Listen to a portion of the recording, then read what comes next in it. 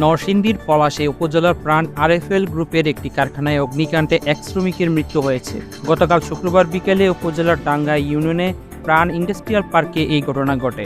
মারা যাওয়া শ্রমিকের নাম আজহারুল ইসলাম। তিনি সুনামগঞ্জের জামালগঞ্জ উপজেলার রাধানগর গ্রামের মৃত আনোয়ার আলীর ছেলে। তিনি কারখানার একজন অপারেটর হিসেবে ছিলেন। প্রাণ ইন্ডাস্ট্রিয়াল পার্কের নির্বাহী পরিচালক ফজলে রাব্বি বিপ্লব ক্রান্তিকালকে বলেন, ওই কারখানায় প্লাস্টিকের ওয়ান টাইম প্লেট, গ্লাস ও অন্যান্য প্লাস্টিক পণ্য তৈরি হতো। আগুন নিয়ন্ত্রণে আসার পর কারখানার ভেতর থেকে আজহারুল ইসলামের দগ্ধ লাশ উদ্ধার করা হয়।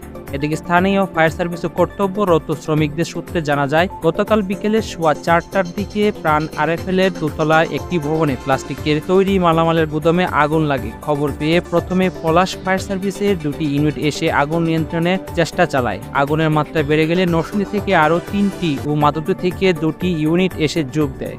7টি ইউনিট 3 ঘন্টার চেষ্টায় সন্ধ্যা সোয়া 7টার দিকে আগুন নিয়ন্ত্রণে আনে। পরে কারখানার ভেতর থেকে শ্রমিক আজহারুল ইসলামের লাশ উদ্ধার করেন ফায়ার সার্ভিসের সদস্যরা।